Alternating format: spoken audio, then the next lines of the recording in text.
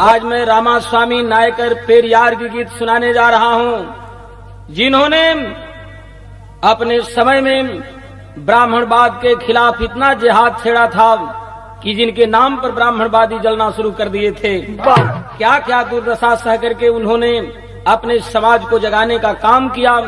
4 line बहादुरों के लिए कवि का कहना है। साथियों, आज हम और आप अपनी लड़ाई लड़ करके, हिस्सेदारी की लड़ाई लड़ करके कुर्ता पहने हैं, जैकेट पहने हैं, स्वाभिमान से जीने के लिए हक मांगते हैं। बात उस समय की है जब हमारे लोग इतने दबाए जा रहे थे ब्राह्मणवादी व्यवस्था में। उस समय हमारे और आपके पूर्वजों का क्या दर्द था, कवि ने लिखा है। तर्ज बड़ी क्लासिकल गजल की है कि दुख मिला सहने को। ये तो गाना का भाव है, लेकिन तर्ज में कवि ने दिया है घर से निकलते ही, कुछ दूर चलते ही, रास्ते में है उसका घर, रास्ते में है उसका घर, रास्ते में है उसका घर, ओ रास्ते में है उसका घर, रास्ते में है उसका घर, ओ रास्ते में है उसका घर, रास्ते में है उसका घर। घर से निकलते ही, कुछ दूर चलते ही,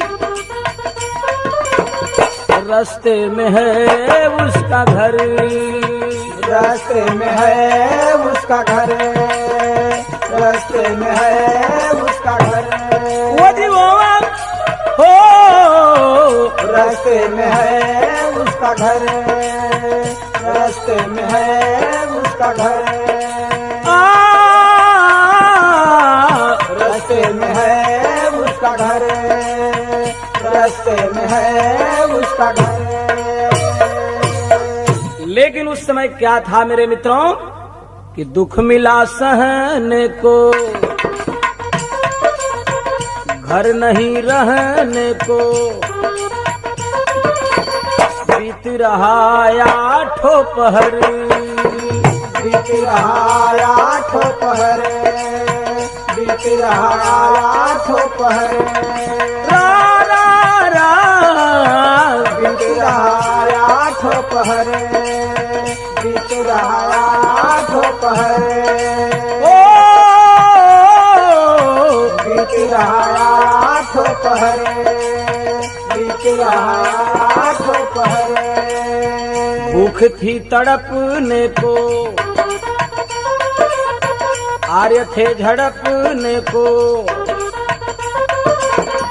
आएगी कैसे लहर, आएगी कैसे लहर, आएगी कैसे लहर, ओ आएगी कैसे लहर, आएगी कैसे लहर, हो, आएगी कैसे लहर, आएगी कैसे लहर। चरम सीमा पर थी यह छुआछूत की खाई।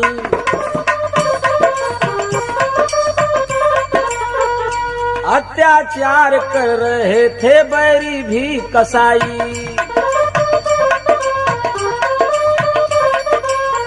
मगर केवल सहनाया छूतों को कानून रहा। पूरा पश्चिम उत्तर दक्षिण या देहरादून रहा। खाने में गोदा सावा लिट्टी केवल पाते थे।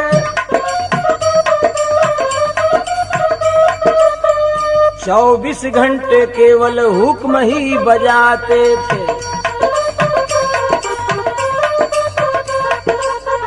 जरूरत थी ऐसे में कर्मठ एक सिपाही की। कदर इंसान की बतला दे ऐसे राही की। गर्मी जब जाएगी बरसात आएगी, तब होगा मौसम सरासर, तब होगा मौसम सरासर, तब होगा मौसम सरासर, ओ तब होगा मौसम सरासर, तब होगा मौसम सरासर, तब होगा मौसम सरासर। दुख मिला सहने को, घर नहीं रहने को, बीत रहा आठों पहर, बीत रहा आठों पहर, बीत रहा आठों पहर, ओ बीत रहा आठों पहर, बीत रहा आठों पहर। उस समय की बात है जब हम ब्राह्मणवादी व्यवस्था के खिलाफ बोल नहीं पाते थे। वाह! हमारे पूर्वजों को गोदा सावाम की लिट्टी खाने को नसीब होती थी। मनुस्मृति के संविधान के अनुसार हम न अच्छा खा सकते थे न अच्छा पहन सकते थे। रामायण का वही संविधान था। ढोल गंवार शूद्र पशु नारी ये सब ताड़न के अधिकारी, पूजहि विप्र सकल गुणहीनाम, शूद्र न पूज्य सकल प्रवीणाम। इस पूरे शूद्र समाज के लिए अंधकार अंधकार अंधकार दिखाई दे रहा था। उसी समय में मद्रास की एक कहानी है मेरे मित्रों, तर्जबान कि अरे जब से सिपाही से भैले हवलदार हो नथुनिए पर गोली मारे, सैया सवाल हो कि राजा हमरे चाटे लगले, जिभिया से गाल हो कि राजा हमरे चाटे लगले, जिभिया से गाल हो कि राजा हमरे चाटे लगले, जिभिया से गाल हो कि राजा हमरे चाटे लगले। अरे व्यापारी डंक टप्पा, अरे नायक जमींदार हो पुजारी नंबर 1 पहिरे, अरे पुजारी नंबर 1 पहिरे, मनिया हजार हो पुजारी नंबर 1 पहिरे, मनिया हजार हो पुजारी नंबर 1 पहिरे, मनिया हजार हो पुजारी नंबर 1 पहिरे। मद्रास में वेंकटप्पा नायकर जमींदार थे और ब्राह्मणवादी व्यवस्था उनमें कूट कूट करके भरी थी। एक बेटा था उनका, दूसरे बेटे की आस लगी थी। भाव है कवि का, पत्नी का नाम था अमाल चिन्नाबाई रामा, पत्नी का नाम था अमाल चिन्नाबाई रामा, पत्नी का नाम था अमाल चिन्नाबाई रामा। होई एक पुत्र उनकी अंतिम इच्छा आई रामा, होई एक पुत्र उनकी अंतिम इच्छा आई रामा, होई एक पुत्र उनकी अंतिम इच्छा आई रामा। भैल बाणे राम लेते, भैल बाणे राम लेते, कृष्ण अवतार हो पुजारी नंबर 1 पहिरे, मनिया हजार हो पुजारी नंबर 1 पहिरे, मनिया हजार हो पुजारी नंबर 1 पहिरे, मनिया हजार हो पुजारी नंबर 1 पहिरे। सत्यनारायण बाबा का कथा कहवैती रामा, सत्यनारायण बाबा का कथा कहवैती रामा, सत्यनारायण बाबा का कथा कहवैती रामा। ब्राह्मण परिवार के धनवा लुटैती रामा, सत्यनारायण बाबा का कथा कहवैती रामा। ब्राह्मण परिवारवन के धनवा लुटैती रामा, लुटती बुढ़ौती में जीवन बहार हो पुजारी नंबर 1 पहिरे, मनिया हजार हो पुजारी नंबर 1 पहिरे, मनिया हजार हो पुजारी नंबर 1 पहिरे, मनिया हजार हो पुजारी नंबर 1 पहिरे। साथियों, वेंकटप्पा नायकर मद्रास के जमींदार थे। उनकी औरत का नाम था अमाल चिन्नाबाई। एक लड़का था प्रभु, एक लड़का और दो अंतिम इच्छा थी। राम तो आए, कृष्ण भी आ जाएं, और जब कृष्ण का अवतार होगा तो हम सारा धन दौलत दान के रूप में अधिक से अधिक ब्राह्मणों को देंगे, सत्यनारायण का कथा कहवाएंगे। यही उम्मीद लगाए दोनों प्राणी बैठे हुए थे। तब तक भइल काम तर्ज भोजपुरी के क्लासिकल गीत बाम कि कुकू कुकू मुर्गा बोले, मुर्गा बोले, कुकू कुकू मुर्गा बोले, छोड़ी दी कलाई, छोड़ दी कलाई, छोड़ दी कलाई, अब कलसी आइल बानी, भोर भइल जाई, भोर भइल जाई, भोर भइल जाई, भोर भइल जाई, भोर भइल जाई, भोर भइल जाई। अंगवा गावे ले ऊ जाग जाई है नाना दीता, पीटे लगी है कीली, जाग जाई है नाना दीता, पीटे लगे है कीली, जाग जाई है नाना दीता, पीटे लगे है कीली। तबे रहुआ घर ही में लौके लागी दिली, लौके लागी दिली, धीरे से निकल जाई, धीरे से निकाल जाई, धीरे से निकाल जाई, छोड़ी के रजाई, छोड़ी के रजाई, छोड़ी के रजाई, अब कलसी आइल बानी, भोर भइल जाई, भोर भइल जाई, भोर भइल जाई, भोर भइल जाई, भोर भइल जाई, भोर भइल जाई।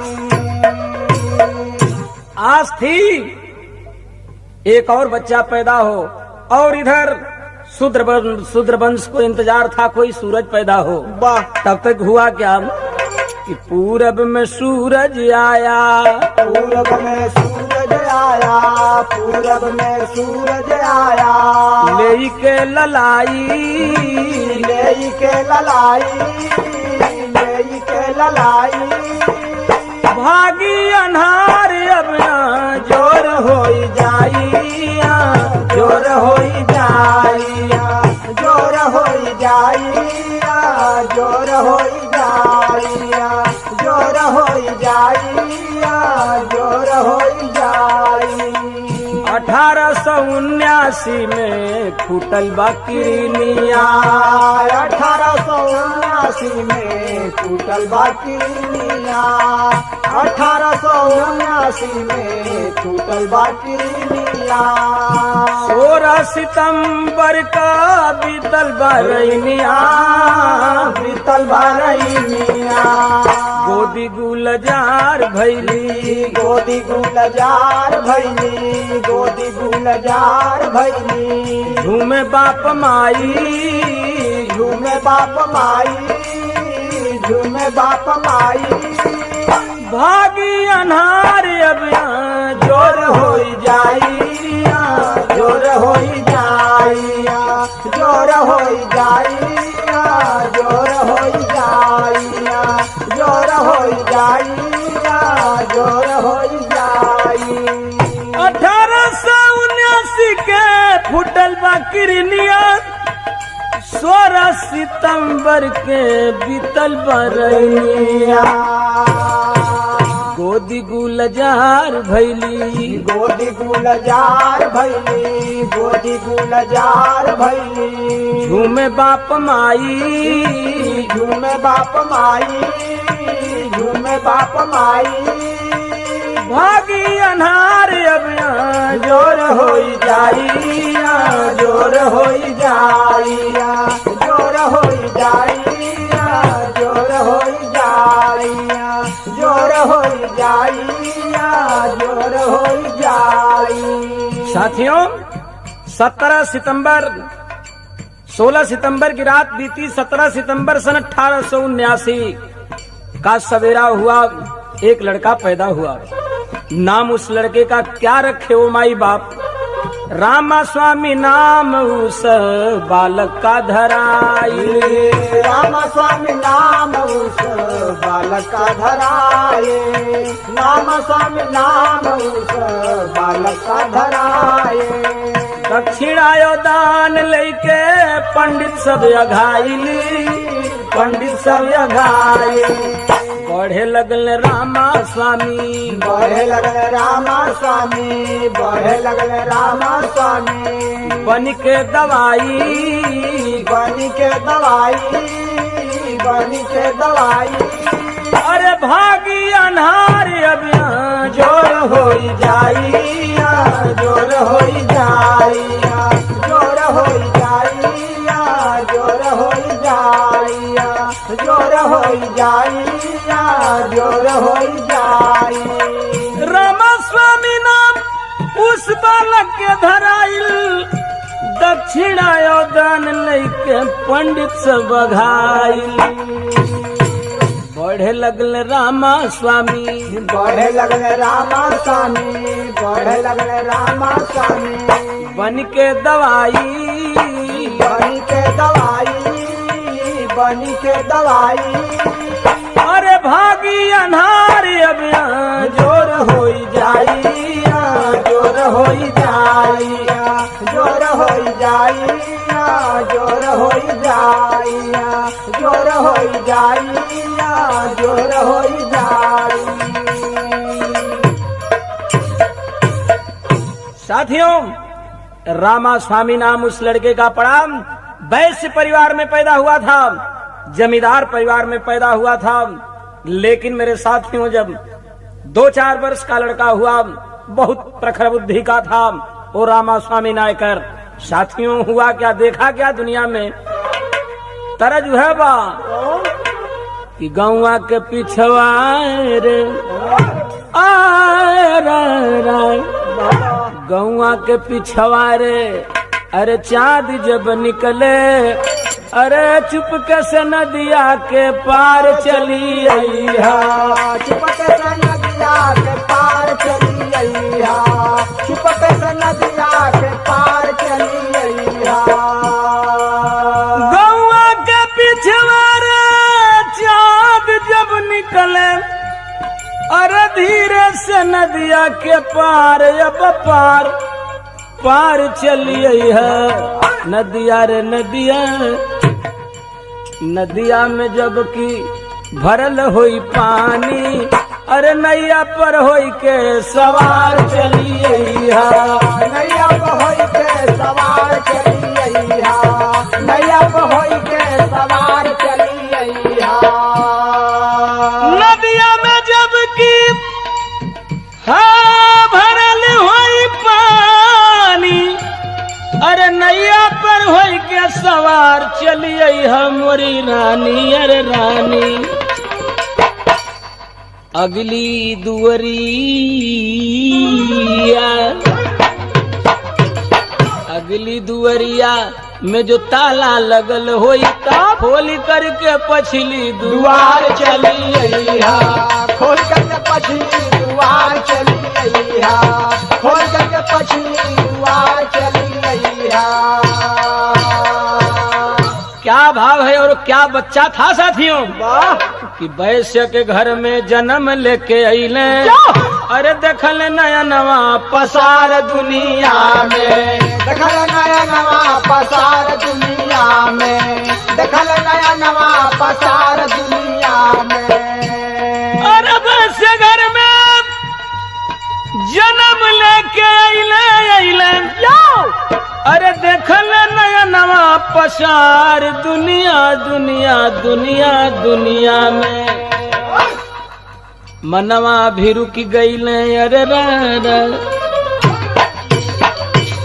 मनवा भी रुक गईले, देख के व्यवस्था ब्राह्मण बाद हथियार दुनिया में, ब्राह्मण बाद हथियार दुनिया में, ब्राह्मण बाद हथियार दुनिया में।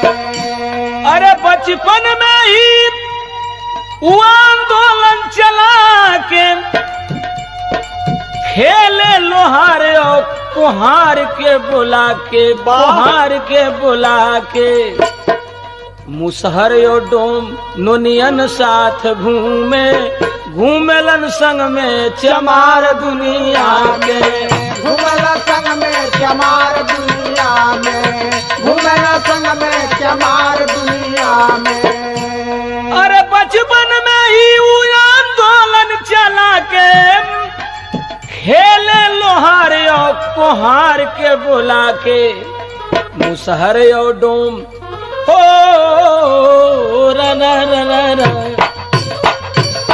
मुसहर डोम और नोनिया साथ घूमे, घूमेलन संग में चमार दुनिया के, घूमला संग में चमार दुनिया के, घूमला संग में चमार दुनिया के।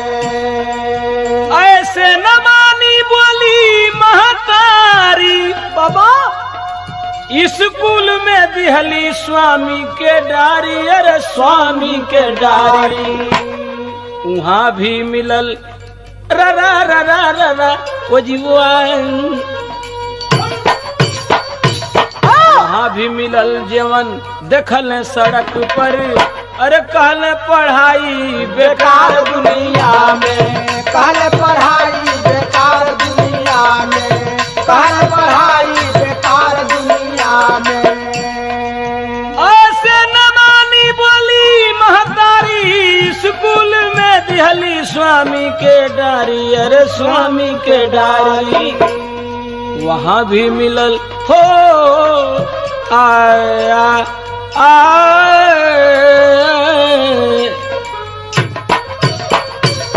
वहाँ भी मिलल जवन देखलन सड़क पर, और कहल पढ़ाई बेकार दुनिया में, कहले पढ़ाई बेकार दुनिया में, कहले पढ़ाई बेकार दुनिया में।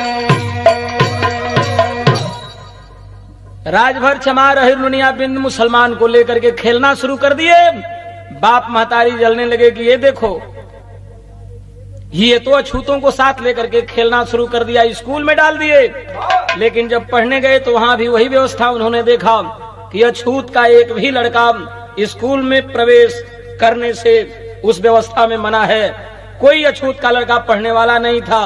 उन्होंने कहा कि बगैर पढ़ाई का ही मैं पढ़ाने वालों और पढ़ने वालों से ज्यादा जानकार हूँ, और उन्होंने कहा कि इस धरती पर इस व्यवस्था में पढ़ाई करना ही बेकार है। वाह, उन्होंने कहा क्या और किया क्या, सोचा क्या, क्या तर्जबा भोजपुरी के, अरे रुन झुन खोला ना हो केवड़िया, कि रुन झुन खोला ना हो केवड़िया, हम बीद समाज बना, रुन झुन खोला ना हो केवड़िया, हम बीद समाज बना, रुन झुन खोला ना हो केवड़िया, हम बीद समाज बना।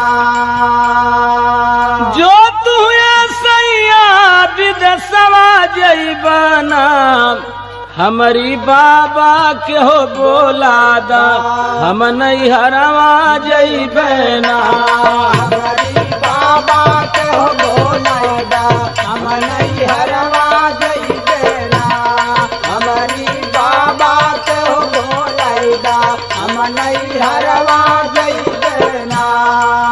जो तू धनिया नहीं हरवा जैबुना, जितना लागल बाहो रुपैया उतना दे के जैबुना, जितना लागल बाहो रुपैया उतना दे के जइहाना, जितना लागल बाहो रुपैया उतना दे के जइहाना।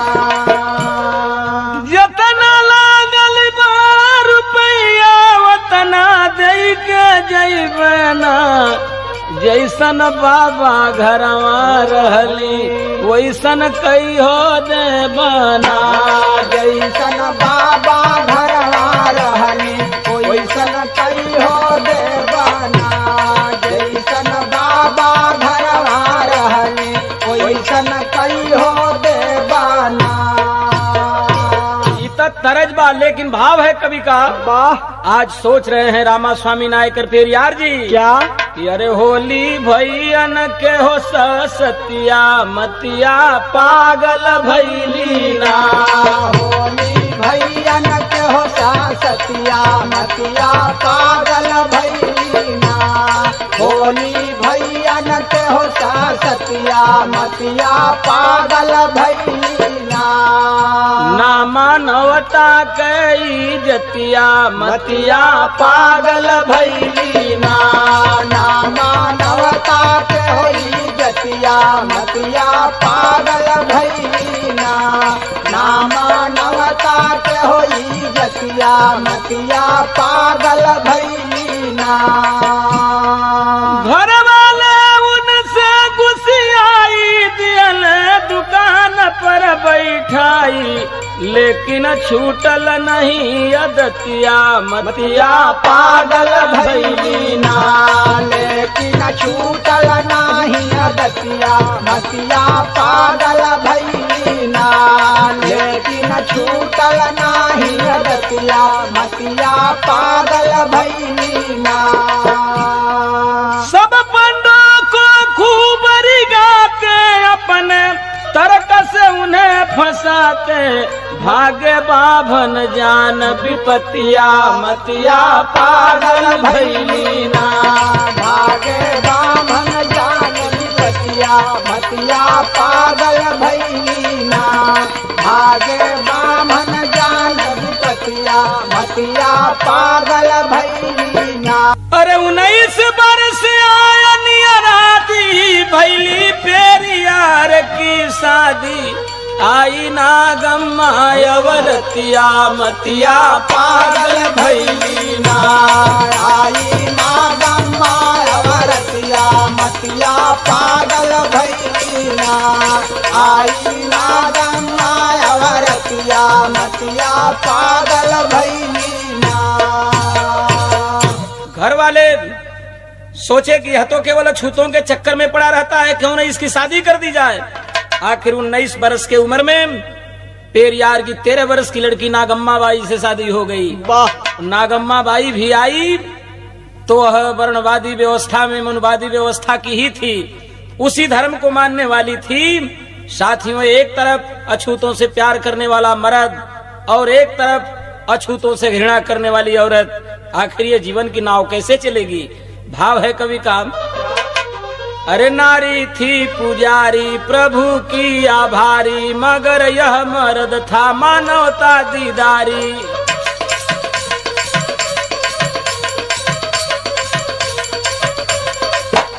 नारी रूढ़िवादी प्रथा में पली थी, प्रथम रात अपने पति से जली थी।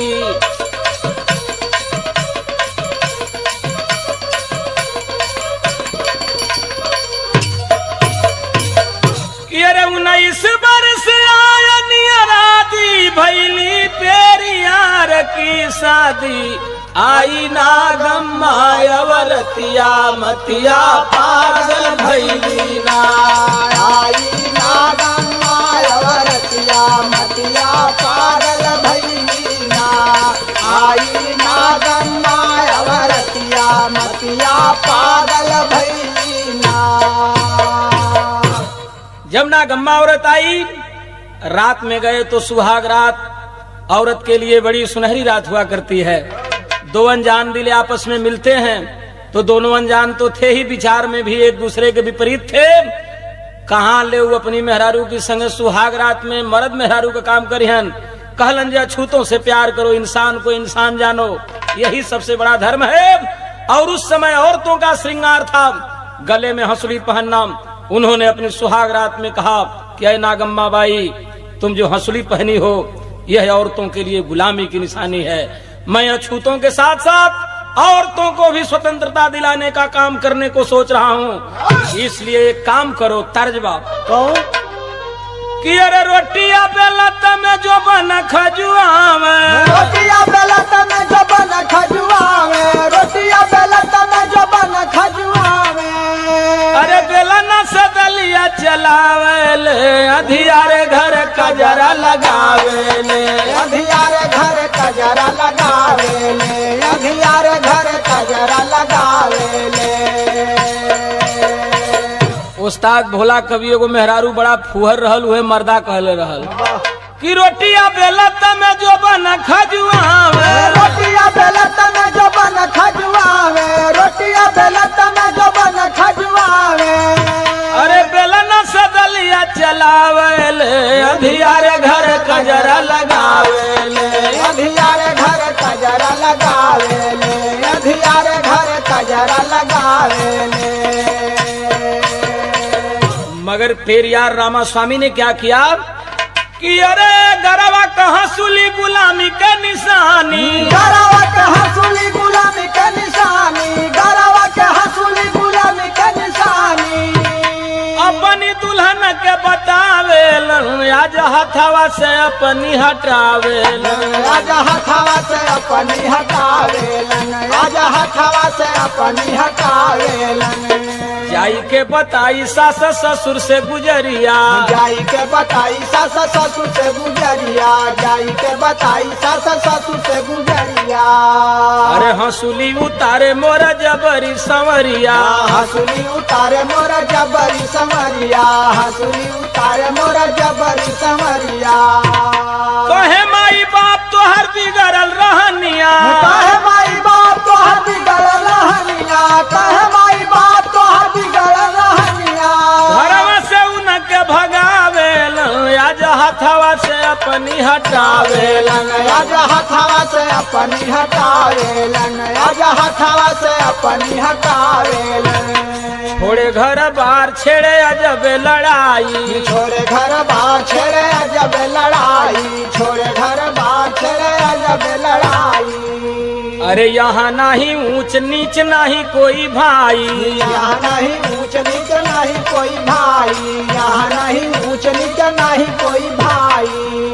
अरे इंसान इंसान होगा यहाँ पर, इंसान इंसान होगा यहाँ पर, इंसान इंसान होगा यहाँ पर। अरे भाषण दे के सुनावेल आज हथवा से अपनी हटावेलन, आज हथवा से अपनी हटावेलन, आज हथवा से अपनी हटावेलन।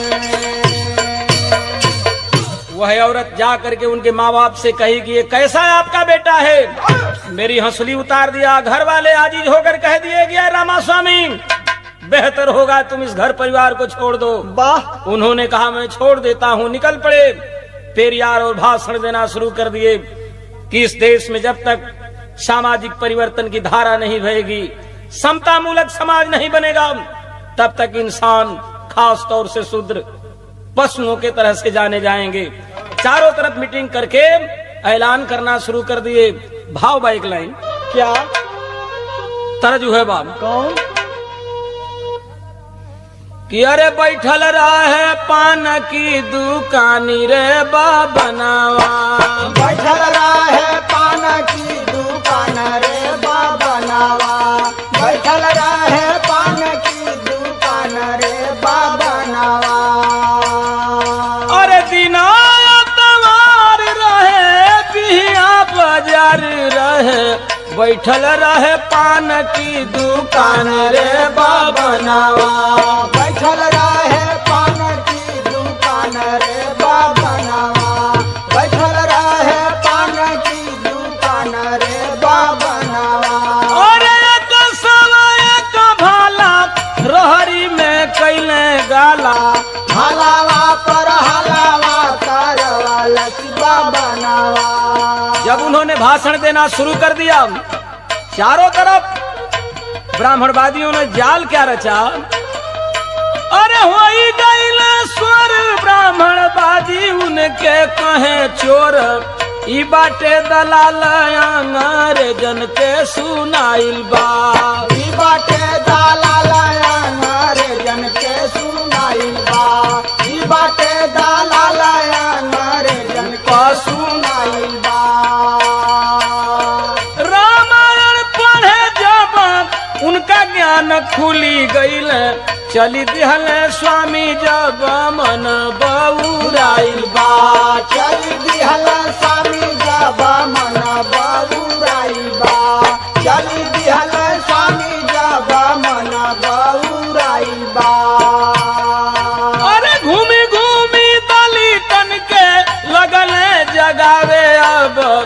रामचरित चौराहे पर सुनाइल बा। रामचरित चौराहे पर सुनाइल बा। रामचरित चौराहे पर सुनाइल बा। रामनियर झूठायो पाखंडी केहू बाटे, पूरे दक्षिण बसियन में बतिया समाइल बा। पूरे दक्षिण बसियन में बतिया समाइल बा। पूरे दक्षिण बसियन में बतिया समाइल बा। अरे पूरे दक्षिण बसियन में बतिया समाइल बा हो, पूरे दक्षिण बसियन में बतिया समाइल बा। पूरे दक्षिण बसियन में बतिया समाइल बा। साथियों, रामायण का गहन अध्ययन करके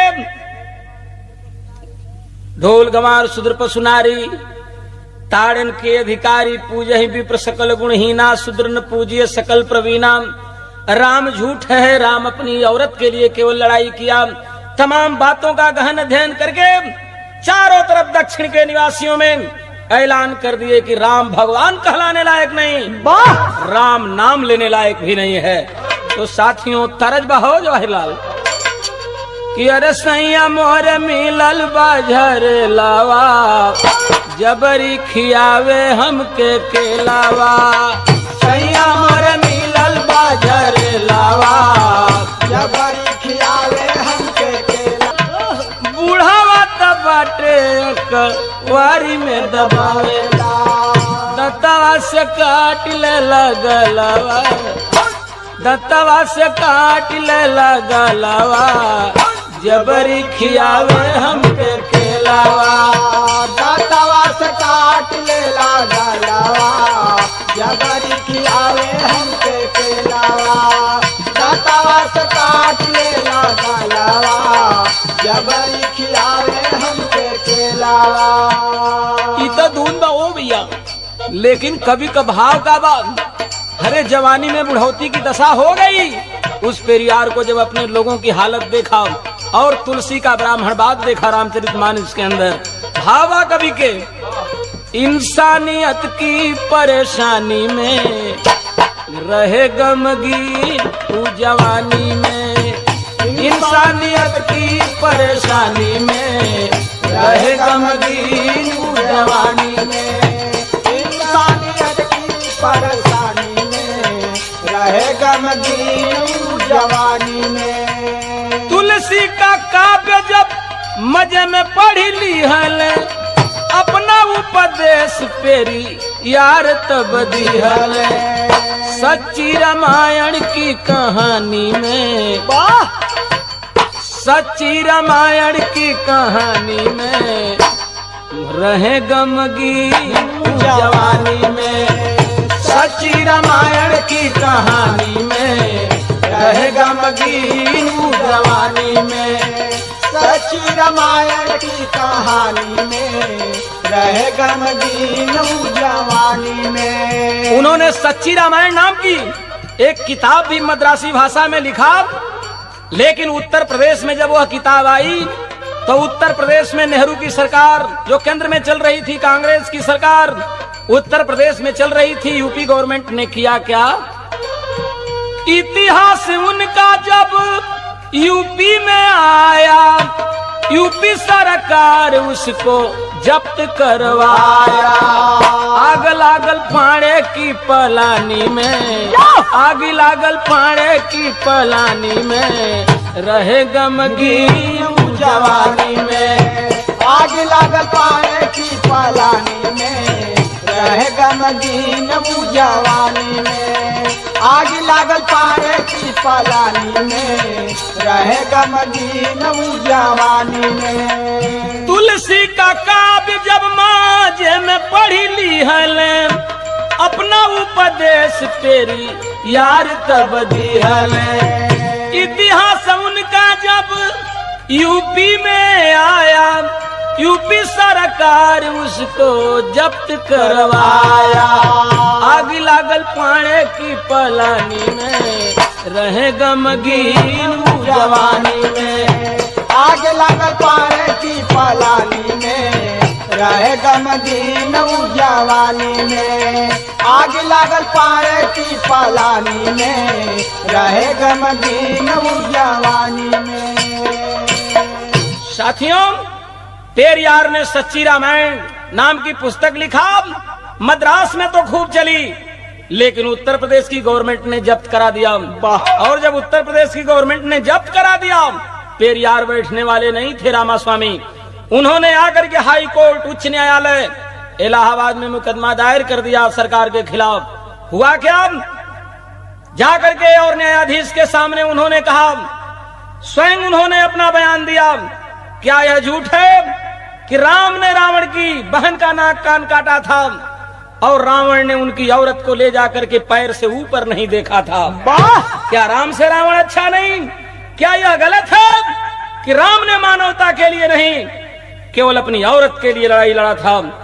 क्या यह झूठ है कि राम, लक्ष्मण, भरत, शत्रुघ्न खीर खाने से पैदा हुए थे, जबकि सच्चाई है कि खीर से कभी बच्चा पैदा हो नहीं सकता? आखिर उच्च न्यायालय के न्यायाधीश ने इनके बयान को सुनकर के उत्तर प्रदेश की सरकार के खिलाफ स्टे ऑर्डर पास कर दिया कि यह रामायण जब्त नहीं हो सकता, यह रामायण झूठ नहीं है, पेरियार का सच्चा रामायण सही है। तो एक लाइन भाव है, कवि का बढ़ा के काली रीड द मास्टर। अरे पुजाई ना पत्थर की मूर्ति, अब पुजाई ना पत्थर की मूर्ति, किए ऐलान की तुलसी का मानस फूंकाई। अरे हलचल मचल देश में आइल, अब हलचल मचल देश में आइल, बा तूफानवा हो रवनवा, कै पुजाई हो रही। हलचल मचल देश में आइल, बा तूफानवा हो रवनवा, कै पुजाई हो रही। हलचल मचल देश में आइल, बा तूफानवा हो रवनवा, कै पुजाई हो रही। अरे पाने जगह जगह खेदालन, राना रा अरे हो रामा। अरे पाने जगह जगह खेदालन, गदहा ऐसन मार पिटालन, मनुका अब खंडान रहीना, मानवता अब दर्द सहीना। दक्षिण दिशा से निकली बोली, चल भई पेरियार की टोली, गोली चले सनासन हो गई, ले ऐलानवा हो रवनवा, कै पुजाई हो रही। गोली चले सनासन हो गई, ले ऐलानवा हो रवनवा, कै पुजाई हो रही। गोली चले सनासन हो गई, ले ऐलानवा हो रवनवा, कै पुजाई हो रही। अरे जबकि 23 जनवरी आइल, 30,000 चले छती आइल, 30,000 चले छती आइल। अरे 10 फीट राम का फोटो लंबा, मालूम होला जैसे खंभा। अरे कोई पाने चप्पल चलाई, गईले पेरियार गरमाई। अरे चप्पल हार पहनाए, फोटो के गरदानवा हो रवनवा, कै पुजाई हो रही। चप्पल हार पहनाए, फोटो के गरदानवा हो रवनवा, कै पुजाई हो रही। चप्पल हार पहनाए, फोटो के गरदानवा हो रवनवा, कै पुजाई हो रही। साथियों, 30,000 कार्यकर्ताओं के साथ पेरियार जा रहे थे। 10 फीट लंबा राम का फोटो था। मन नहीं था उनका कि राम का इस तरीके से अपमान हो। राम के खिलाफ उन्होंने बात करना शुरू किया था, लेकिन स्वयं वो तोड़फोड़ करना तो नहीं चाहते थे। लोगों की भावनाओं से दूर राम को हटाना चाहते थे। तब तक कोई पाणे, कोई पंडित खानदान का 30,000 लोगों के बीच में कहीं से चप्पल चला दिया। पेरियार ने कहा कि अछूत शूद्रवंश वालों, अगर राम के खानदान वालों ने तेरे जलूस पर चप्पल डाल दिया तो आज शूद्र वंश की यही इज्जत है कि उस 10 फीट लंबे राम के प्रतिमा पर चप्पलों का हार पहना दो। और तमाम लोगों ने जाकर के उस मूर्ति को चप्पल का हार पहना करके और तोड़ना फोड़ना शुरू कर दिया और हो गया काम यहीं से। उन्होंने ऐलान कर दिया कि जितना देश में राम का मंदिर है तोड़ना शुरू कर दो, जितना रामचरितमानस है फूंकना शुरू कर दो। तो भाव है एक लाइन कवि का, अरे बोल उठा गुस्से में वीर महान शान से जिएंगे, सबसे बड़का धरती पर इंसान शान से जिएंगे, सबसे बड़का धरती पर इंसान शान से जिएंगे, सबसे बड़का धरती पर इंसान शान से जिएंगे।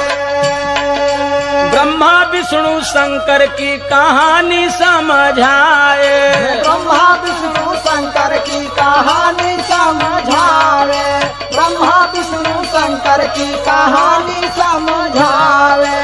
छुआछूत यही लाके धरती पर बिछाए, छुआछूत यही लाके धरती पर बिछाए, छुआछूत यही लाके धरती पर बिछाए। सबसे नीचे पंडित बेईमान शान से जिएंगे, हमें फंसाए कहीं करके जजमान शान से जिएंगे, हमें फंसाए कहीं करके जजमान शान से जिएंगे, हमें फंसाए कहीं करके जजमान शान से जिएंगे। मारी के विदेशियन को विदेश में भगाओ, मार के विदेशियन को विदेश में भगाओ, मार के विदेशियन के विदेश में भगाओ। अरे बची है अछूत छुआछूत को भगाओ, बची है अछूत छुआछूत को भगाओ, बची है अछूत छुआछूत को भगाओ। अरे बचा लो अपना साथी स्वाभिमान शान से जिएंगे, चले 85 वाले पहलवान शान से जिएंगे, चले 85 वाले पहलवान शान से जिएंगे, चले 85 वाले पहलवान शान से जिएंगे।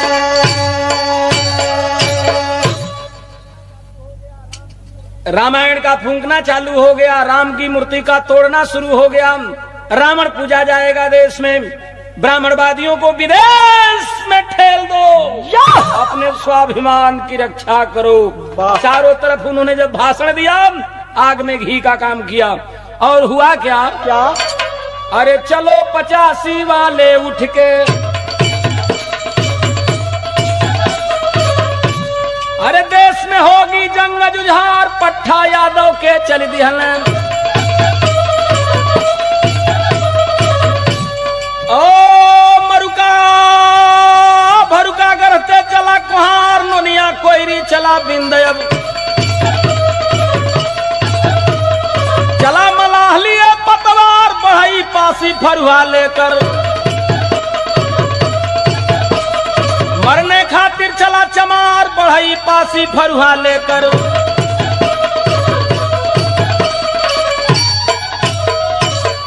बढ़ा के मास्टर और एक रीट बढ़ा था। हाँ, एक लाइन कहना है साथियों कि अरे परही तक खातिर आवे आदमी धरा पर भैया, परही तक खातिर आवे आदमी धरा पर भैया, परही तक खातिर आवे आदमी धरा पर भैया। दूसरे के खातिर देलन सब कुछ लुटाया, छोड़े पढ़ाई परिवार स्वामी जी भैया।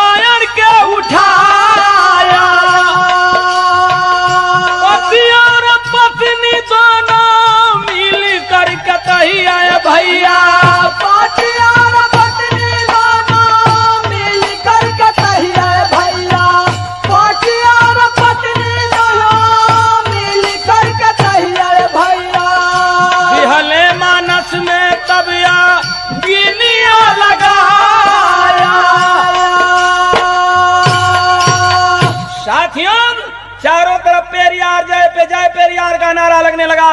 अंतिम समय में उनकी पत्नी नागम्मा बाई आई, माफ कर दीजिए, आपके लड़ाई में मैं शरीक हूँ, अछूतों के लिए आपके साथ होकर के इन सवर्णों से लड़ाई करूंगी। हाथ में रामायण उठाया उस औरत ने और अपने हाथ से दिया सलाई अपने पति की उपस्थिति में रामचरितमानस में लगा करके जला दिया।